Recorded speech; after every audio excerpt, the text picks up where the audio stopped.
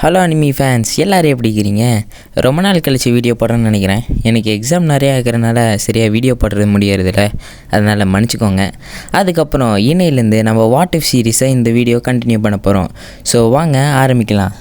நம்ம ஸ்டோரியில் ஸ்டார்டிங்கில் எடுத்தோடனே ஹகரமோ சுசுகியில் ஃப்ரேமில் காமிக்கிறாங்க. அதுக்கு அடுத்த சீனு மாதராவோட ஒரு ஃபைனல் பேட்டில் அப்போ செத்தார்ல, அது அந்த சீனை அப்படியே டேரெக்டாக கண்டினியூ பண்ணுற மாதிரி காமிக்கிறாங்க.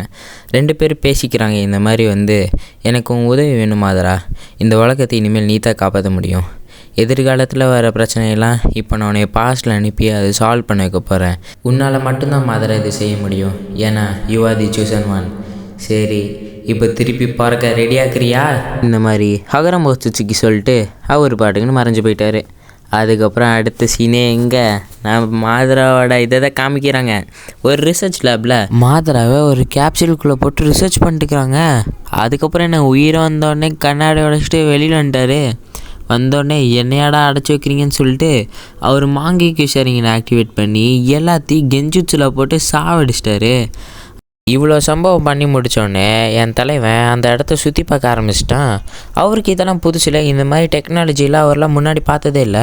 அதனால் எல்லா இடத்தையும் சுற்றி பார்த்துட்டு இருக்கும்போது ஒரு கேப்சூலில் இவருக்கு ஏற்ற மாதிரியே ஒரு நானோடெக்கு சூட் இருக்குது. அந்த சூட்டை பார்த்தோன்னே இது என்னது அப்படின்னு சொல்லிட்டு கையை வச்சு லைட்டாக தொட்டாருங்க, அது உடஞ்சிருச்சு. அதுக்கப்புறம் அந்த சூட்டை ஆட்டோமேட்டிக்காக இவர் உடம்புல வந்துட்டு உங்களுக்கு ஏற்ற மாதிரி ஆர்மர் என்ன வேணும்னு சொல்லி கேட்டோன்னே அவருக்கு அவர் பழைய கோல்டன் ஆர்மர் தான் வேணும்னு சொல்லிட்டு ஓல்டு இஸ் கோல்டுன்னு சொல்லி அவரோட ப்ரைமில் என்ன ஆர்மர் வச்சுருந்தாரோ அதே ஆர்மருக்கு நம்ம தலைவன் ஃபிட் பண்ணிட்டாரு. அவர் அந்த சூட்டு போட்டு முடிச்சதுக்கப்புறம் எல்லா இடத்தையும் சுற்றி பார்த்துட்டு அதுக்கப்புறம் ஒன்று யோசிச்சு பார்க்குறாரு. பருட்டோ எங்கே இருக்கிறான்னு கேட்குறாரு.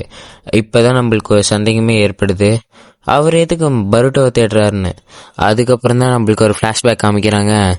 மாதராவும் சுசுகியும் பேசிட்டு இருக்கும்போது நருட்டோவையும் சாஸ்கேவையும் சாவடிச்சிருவாங்களாம்.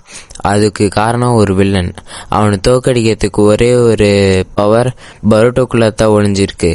நீ தான் அவனை எப்படியாவது ட்ரைனிங் பண்ணி அந்த பவரை அவேக்கன் பண்ண வைக்க முடியும் மாதரா அப்படின்னு சொல்லிட்டு ஒச்சுச்சிக்கு சொன்னதை இப்போதான் யோசிச்சு பார்க்குறாரு.